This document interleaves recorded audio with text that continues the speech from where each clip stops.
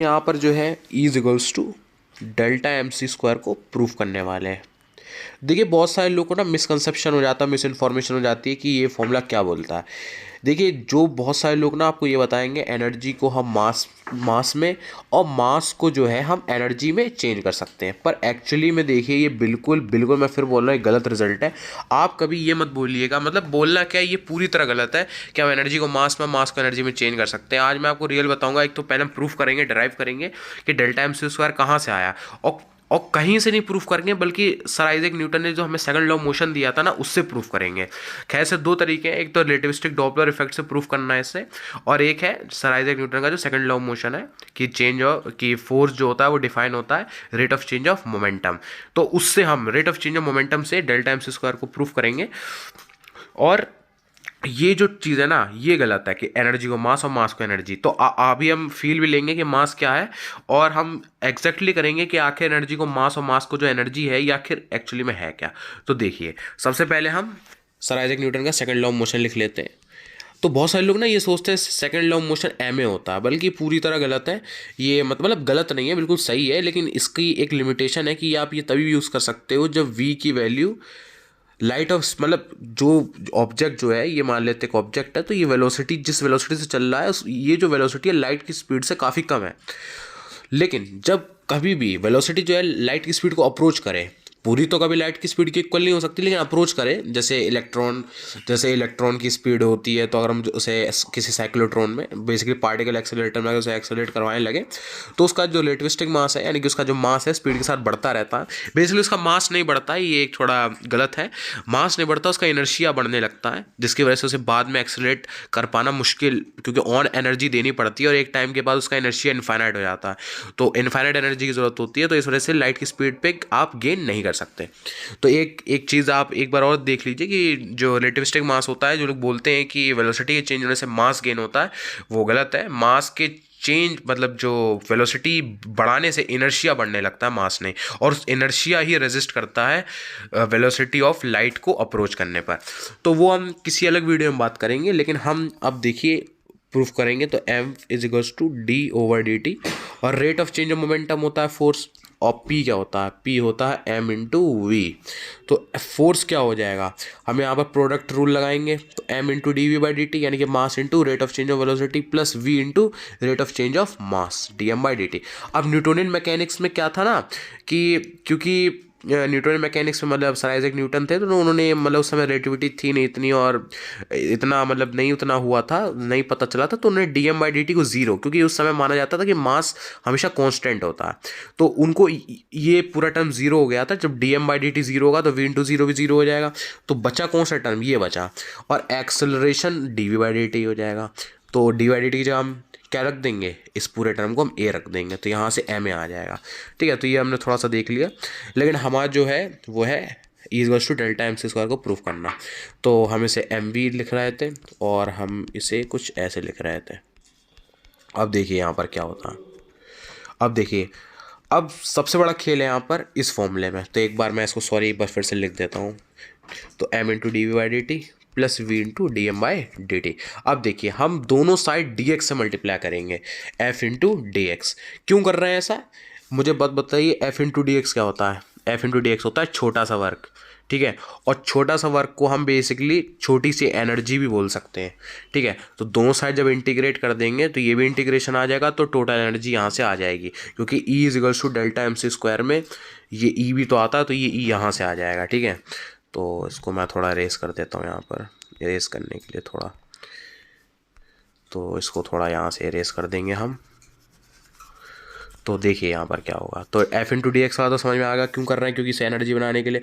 अब एम यहाँ पर देखिए, जब हम यहाँ करेंगे d x into d v by d t, और यहाँ पर आ जाएगा, इसे लिख ही लेते हैं पूरा, f into d x into d m by d T.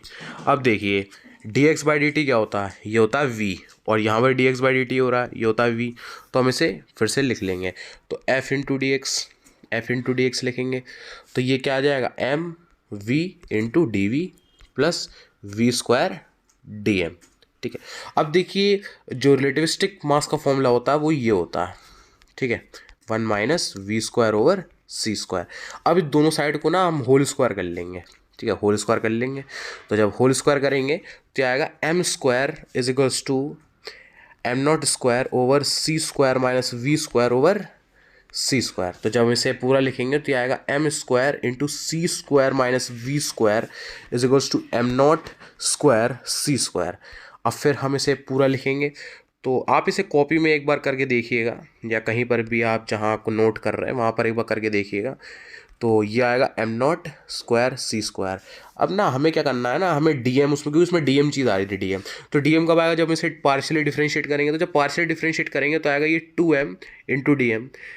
इसका इसका तो डिफ्रेंशिएशन होगा नहीं, क्योंकि कांस्टेंट है सी स्क्वायर, भाई सी तो एक कांस्टेंट है, फंडामेंटल कांस्टेंट है। अब इन दोनों का डिफ्रेंशिएशन होगा, क्योंकि वी भी कांस्टेंट नहीं है, एम भी कांस्टेंट नहीं है। तो माइनस तो हम कॉमन ले लेंगे। तो पहले हम पार्शियली इसको डेरिवेट करेंगे, 2m into d m into v square, और प्लस में फिर v का करेंगे तो 2v into d v into m square. अच्छा, इसका जब डिफ्रेंशिएशन भी करना पड़ेगा तो एम नॉट भी कांस्टेंट है भाई, रेस्ट मास भी इसको कांस्टेंट है, और सी स्क्वायर भी कांस्टेंट है। तो ये आंसर 0 आ जाएगा। तो इसे एक तरफ लिख लेंगे एलएचएस में, इसे आरएचएस को एक तरफ लिख लेंगे। तो जब इसे करेंगे तो ये आएगा 2m d m c square is equals to 2m d m v square plus यहाँ पे लिख लेंगे 2v into d v m square. अब यहाँ से 2m कैंसिल, देखिए 2m हमें दिख रहा है तो 2m तो कैंसिल, यहाँ पर 2m है, यहाँ पर भी 2m है, और यहाँ पर 2 और m। तो इससे पूरा, क्योंकि 2m बाई यहाँ भी 2m हमारा मतलब आ रहा है, यहाँ भी 2m, तो दोनों में 2m कॉमन है, तो 2m तो कैंसिल कर देंगे। तो ये लास्ट में आ जाएगा d m c square is equals to d m v square plus m v d v. अब आप जरा वीडियो को ज़रा पीछे जाके देखिए क्या आंसर आ रहा था। क्या आंसर ये आ रहा था, f into d x is equals to, क्या यही टर्म आ रही थी। एक बार आप इसे एक बार नोट कर लीजिए, एक बार हम इसे फिर से ड्राइव कर लेते हैं। तो एम इंटू हमने डी एक्स से मल्टीप्लाई करेंगे, तो डी एक्स से जब मल्टीप्लाई करें तो m into v into d v हो जाएगा, plus v square into d m हो जाएगा। ये v square into d m है, क्या ये भी v square into d m है। ये एम वी डी वी है, क्या ये भी एम वी डी वी है। यानी कि ये टर्म इसके इक्वल है और ये टर्म इसके भी इक्वल है। तो क्या ये दोनों टर्म इक्वल नहीं हो जाएंगे। तो इन दोनों टर्म को हम इक्वल कर लेंगे। अब सारा खेल बस यही था, f into d x is equal to c square d m. अब देखिए दोनों साइड हम इंटीग्रेट कर देंगे। सी स्क्वायर का तो इंटीग्रेशन होगा नहीं, कॉन्स्टेंट है।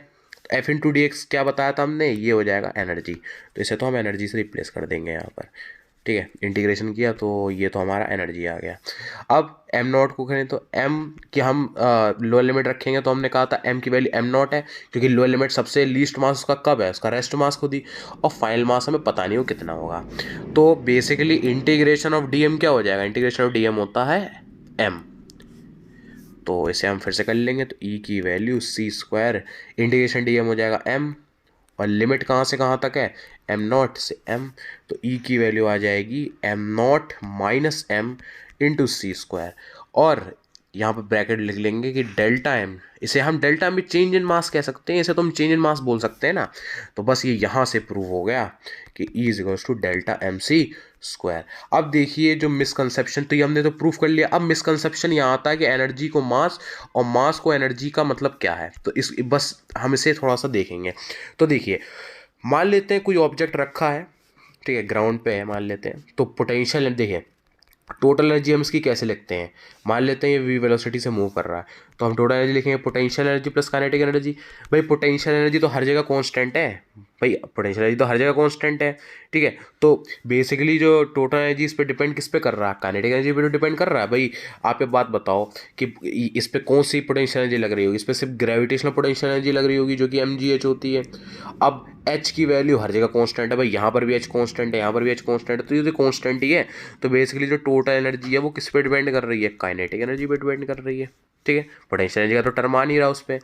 ऐसे ही जब यहाँ पर ये जो कोई भी ऑब्जेक्ट है, ये जब किसी v वेलोसिटी से मूव कर रहा है, तो इसकी जो टोटल एनर्जी होगी वो कब होगी, इसकी रेस्ट मास एनर्जी प्लस इसकी कुछ काइनेटिक एनर्जी। अब इस काइनेटिक एनर्जी को हम निकालना चाहते हैं, तो इस काइनेटिक एनर्जी को निकालने के लिए हम क्या करेंगे, काइनेटिक एनर्जी हो जाएगा इसकी total energy minus m not c square. इतना हो जाएगा।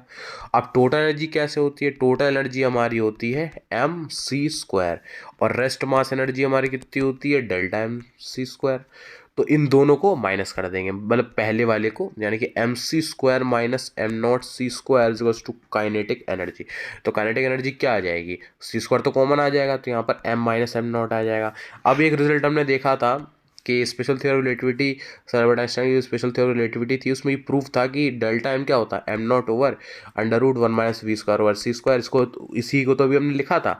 तो अब देखिए क्या होगा, इसको हम यहाँ पर पुट कर देंगे, यानी कि हमने क्या कहा था कि हाँ c² मतलब थोड़ा सा, हाँ, तो काइनेटिक एनर्जी क्या था, c² इंटू m0 की जगह हम लिए m की वैल्यू हम ये लिख देंगे, और यहाँ पर यहाँ पर भी m0 ही है, यहाँ पर भी m0 ही है। तो m0 तो कॉमन है, तो यहाँ m0 आ जाएगा। जब यहाँ m0 आ जाएगा तो यहाँ पर क्या आ जाएगा, 1 आ जाएगा, तो यहाँ पर हम 1 लिख देंगे। अब देखिए ये 1 ओवर समथिंग है कुछ, पहले इसको देखते हैं इस टर्म को। तो 1 over √1 minus v² over c² को क्या हम ऐसे लिख सकते हैं, देखिए 1 माइनस v² ओवर c² की पावर -½ ठीक है। अब इसका जब बाइनोमियल एक्सपेंशन करेंगे तो ये कुछ ऐसे आता है कि 1 plus ½ v² over c², half है ये। अच्छा, इसके बाद जो टर्म आती है ना, उनमें ये टर्म आती है, तो v की पावर 4 तो बहुत छोटी है और c की पावर 4 तो बहुत बड़ी है। भैया आप देखो v कितना होता है, 3 × 10⁸ का भी 4 टाइम्स, मतलब उसकी पावर 4। तो ये टर्म तो नियरली 0 हो गई। तो जो हमें मतलब है वो सिर्फ इस टर्म से है, ठीक है। तो क्या क्या आंसर आ जाएगा, तो हमने काइनेटिक एनर्जी लिखा था डेल्टा mc², और इसको हम लिख रहे हैं पूरे टर्म को 1 प्लस ½ v² ओवर c², यहाँ -1 भी था साथ में, तो -1 से तो -1 कैंसिल हो गया। अब इतना टर्म और इतना टर्म को मल्टीप्लाई कर देंगे, तो k की वैल्यू आ जाएगी m0c² into ½ v² over c²। तो c² से c² कैंसिल, तो काइनेटिक एनर्जी हमें मिल गई ½ m0 v², ठीक है। ये काइनेटिक एनर्जी आ गई।